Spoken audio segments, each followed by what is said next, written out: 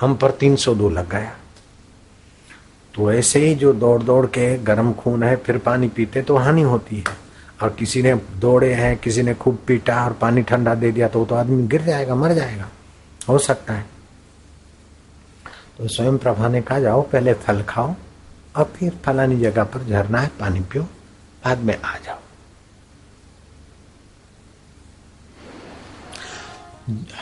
करोड़ों लोग हनुमान जी को प्रणाम करके अपना भाग्य बनाते और हनुमान जी भारत की उस कन्या को प्रणाम कर रहे। तो कन्याओं में कितनी शक्ति छुपी है, बच्चों में कितनी शक्ति छुपी है। रामी रामदास 8 साल के और भगवान के दर्शन करने में सफल हो गए। ध्रुव 5 साल के और भगवान के दर्शन करने में सफल हो गए, क्योंकि सबके अंदर भगवत तत्व बीज रूप में छुपा है। अब उसको बीज है, छोटा सा वट का वृक्ष का बीज है। अब आप उसको देख कर बोले कि क्या है इसमें, कहाँ वट वृक्ष है। लेकिन भैया उस वट वृक्ष के बीज को जरा सा मिट्टी पानी मिल जाए, खाद मिल जाए तो जरा सा बीज भी विशाल वट वृक्ष हो सकता है। ऐसे जरा सा छोटा सा एक साधारण व्यक्ति भी साधना और सतगुरु की कृपा मिल जाए तो महापुरुष बन सकता है, महान आत्मा बन सकता है। तो स्वयं प्रभा को कोई सतगुरु मिल गए थे और सतगुरु मिले और स्वयं प्रभा ने सतगुरु की कृपा को मानो पी लिया। जो सतगुरु ने कहा इस ढंग से उसने साधना जाके शुरू कर दी। तो गुरुवर मेरी साधना कब सफल होगी?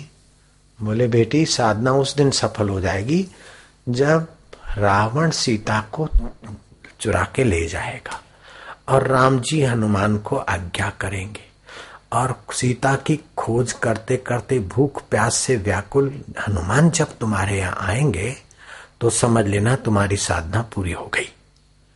तो आप आए तो मुझे लगा कि आप हनुमान जी हैं और सीता को खोजते खोजते भूख प्यास से, ये मेरे को गुरुजी ने कहा था। तो अंगद भी थे, जामन भी थे, सुग्रीव आदि थे। तो स्वयं प्रभा ने कहा कि तुम सीता को खोज रहे हो तो क्या आंखें खोल खोल के खोज रहे हो कि आंखें बंद करके खोज रहे हो? तो सुग्रीव जो राजसी आदमी था सोचा कि एक ऐसी लड़की है, हम आंखें बंद करके कैसे खोजेंगे, आंखें को फाड़ फाड़ के खोज रहे हैं। बोले अंगद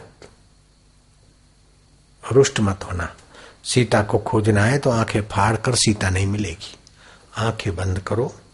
सीता माना राम की अर्धांगिनी, राम माना ब्रह्म और सीता माना ब्रह्म विद्या।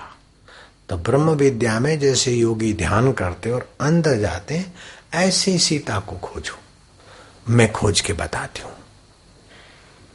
ध्यानावस्थित गतेन मनसा पश्यन्ति यं योगिनः यस्यान्तं विदुसुरासुरगणा देवाय तस्मै नमो नमः। जिस परमेश्वर के ध्यान में देवता ब्रह्मा जी सुर आदि शांत होते हैं और सब कुछ पाते, उसी परमात्मा में वो शांत हो गई। और क्षण भर में कहा कि सीता को इधर उधर क्यों खोजते हो, वो तो समुद्र पार अशोक वाटिका में है, जहां शोक का प्रभाव न पड़े ऐसी अशोक वाटिका। तो बोले दरिया समुद्र किनारे जाते जाते तो हमारा जो मयाद है 1 महीना पूरा हो जाएगा, समुद्र किनारे हम पहुंच नहीं सकते और वो समुद्र किनारे से पार है, कैसा होगा? स्वयं प्रभा कहती आप चिंता न करो, आप आंख बंद करो, हनुमान आप में उड़ने की शक्ति है, लेकिन सब लोग इतना तेज नहीं जा सके, मैं तुमको मदद करती हूँ। आंख बंद करो, मैं अपने योग शक्ति से आपको समुद्र किनारे पहुंचा देती हूँ। बस आंख बंद किया, क्षण भर में खोल लेना, आप समुद्र किनारे होंगे।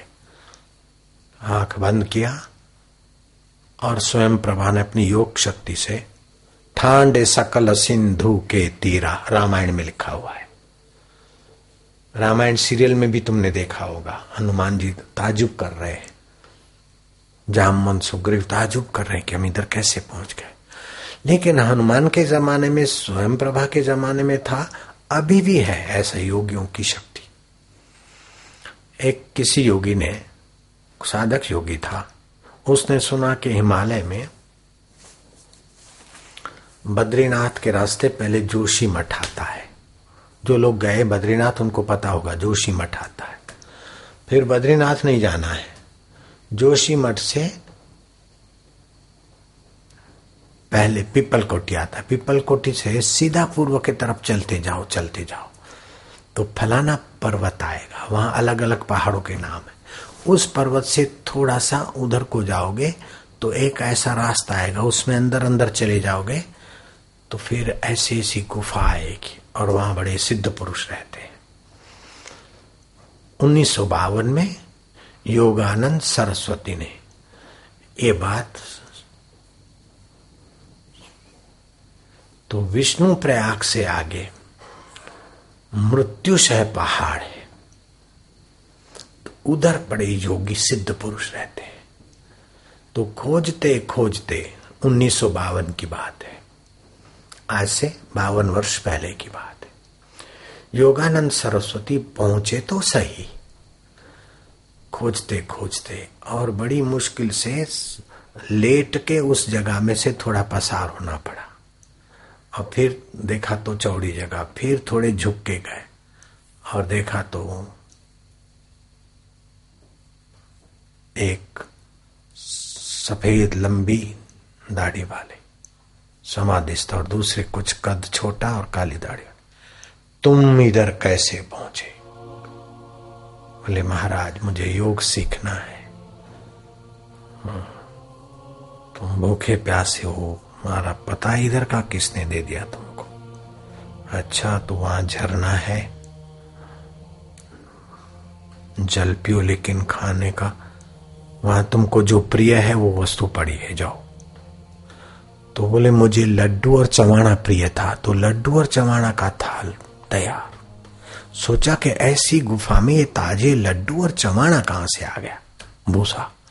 और योगी ने कहा कि जितना खा सको उतना लेना, जूठन मत रख बचाना। तो मैं भूखा था तो मैंने जरा ज्यादा ले लिया, लेकिन खा न सका। तो फिर मैंने, अब जूठन बचाना नहीं तो उस झरने में जैसे बेईमानी की चाल होती है मनुष्य की, पता न चले, फेंक दिया। मैं खा के गया।